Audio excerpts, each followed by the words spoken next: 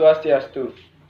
Perkenalkan, nama saya Igede Butuoka Permana Putra, saya nomor absen 7 dari kelas 10 MIPA 4. Kali ini saya akan melakukan presentasi mengenai materi Saddarsana. Kata darsana berasal dari urat kata dars yang artinya melihat, menjadi kata darsana atau kata benda yang artinya penglihatan atau pandangan. Kata darsana dalam hubungan ini berarti pandangan tentang kebenaran atau filsafat. Ilmu filsafat adalah sebuah ilmu yang mempelajari bagaimana caranya mengungkapkan nilai-nilai kebenaran yang hakiki, dijadikan landasan untuk hidup yang dicita-citakan. Aliran atau sistem filsafat India dibagi menjadi dua kelompok besar, yaitu Astika dan Nastika. Kelompok pertama terdiri atas 6 sistem filsafat utama yang secara populer dikenal sebagai Saddarsana. Saddarsana berasal dari dua kata, yaitu Sad dan Darsana. Sad artinya 6 dan Darsana artinya pandangan tentang kebenaran.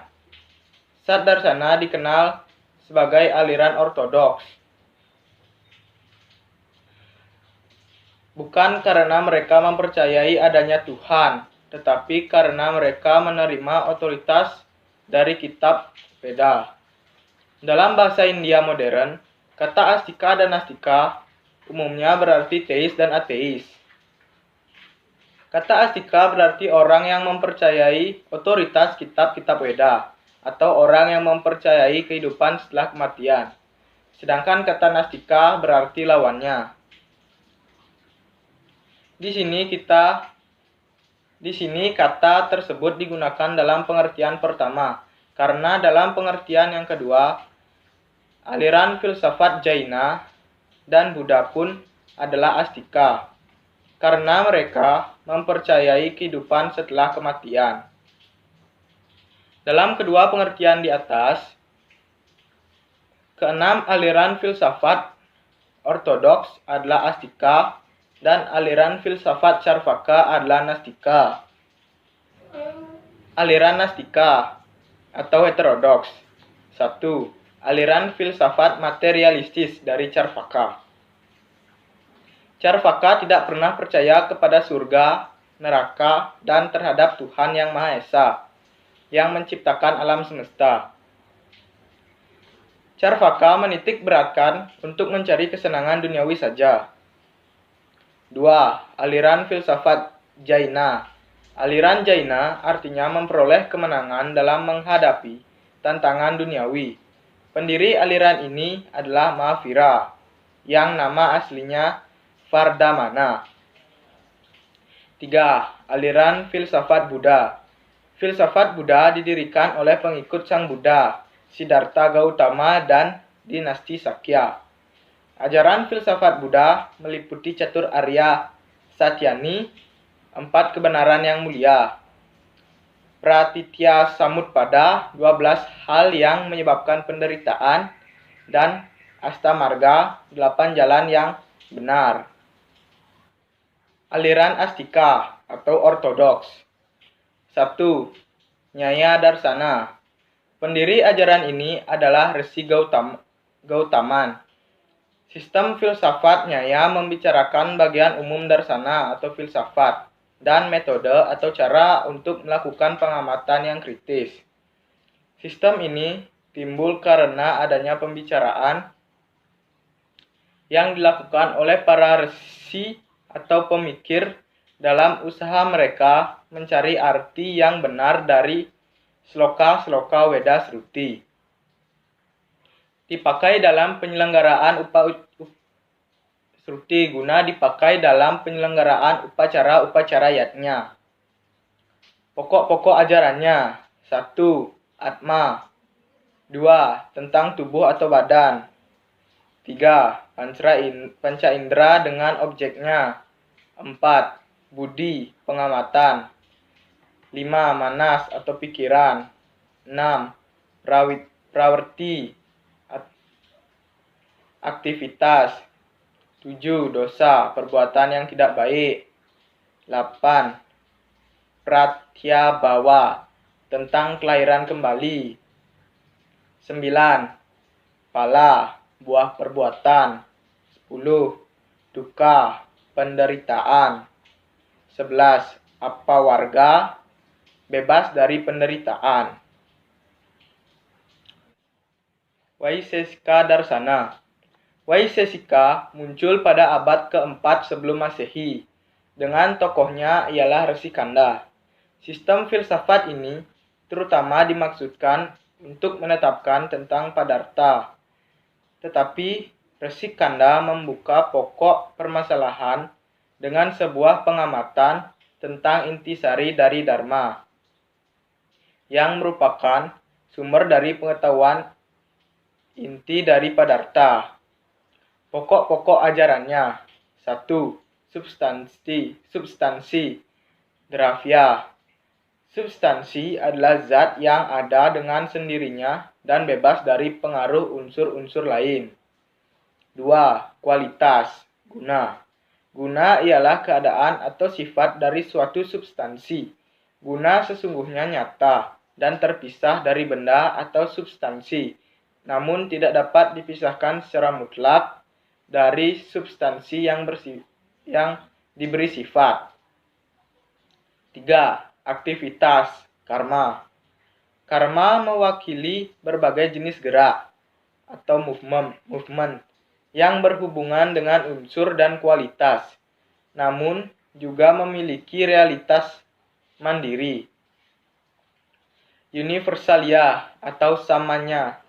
Samanya bersifat umum yang menyangkut dua permasalahan, yaitu sifat umum yang lebih tinggi dan lebih rendah, dan jenis kelamin dan spesies. 5. Individualitas. Wisesa. Kategori ini menunjukkan ciri atau sifat yang membedakan sebuah objek dari objek lainnya. 6. Hubungan niscaya. Samavaya. Samavaya adalah sebuah hubungan yang tetap dan hanya berakhir ketika salah satu di antara keduanya dihancurkan. 7. Penyangkalan. Negasi. Non-eksistensi. Abhava. Kategori ini menunjukkan sebuah objek yang telah terurai atau larut ke dalam partikel subatomis, terpisah melalui pelarutan universal atau mahapralaya, dan ke dalam ketiadaan, nothingness. 3. Samkhya Darsana. Samkhya berasal dari kata Sanskerta samkhya atau pencacahan perhitungan. Dalam filsafat, pencacahan akurat dari kebenaran telah ditentukan. Akibatnya, filsafat ini bernama Samkhya. Mungkin ada alasan lain bahwa salah satu arti dari Samkhya adalah musyawarah atau reaksi atas hal-hal yang berkaitan dengan kebenaran. Pendiri dari sistem filsafat ini adalah Sri Kapila Muni, yang dikatakan sebagai putra Brahma dan awatara Wisnu. Yoga Darsana. Kata yoga berasal dari akar kata yaj, yang artinya menghubungkan. Yoga merupakan pengendalian aktivitas pikiran dan merupakan penyatuan roh pribadi dengan roh tertinggi. Pendiri dari sistem filsafat ini adalah Maharshi Patanjali. Pokok-pokok ajarannya. Yoganya Maharshi Patanjali merupakan Astanga Yoga atau yoga dengan 8 anggota yang mengandung disiplin pikiran dan tenaga fisik. Hatha Yoga membahas tentang cara-cara mengendalikan badan dan mengatur pernapasan yang memuncak dari Raja Yoga. 5. Mimamsa Darsana. Mimamsa adalah penyelidikan ke dalam bagian yang lebih awal dari kitab suci Weda. Tokoh pendiri dari sistem filsafat Mimamsa adalah Maharshi Jaimini yang merupakan murid dari Maharshi Vyasa.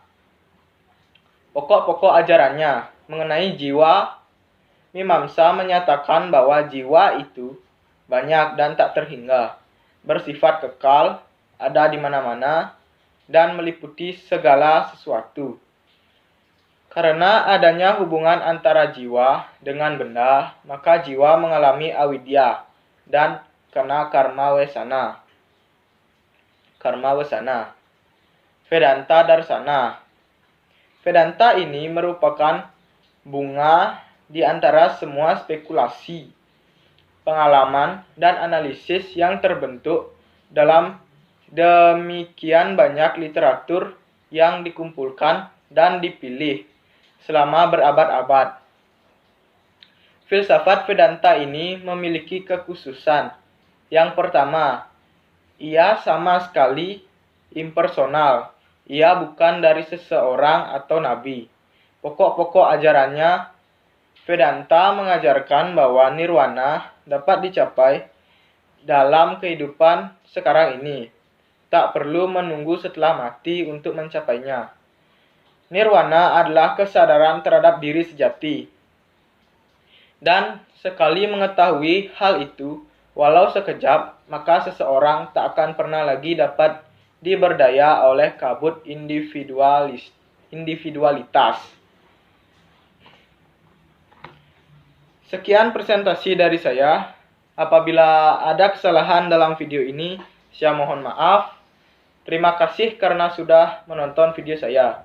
Om Santi Santi Santi Om.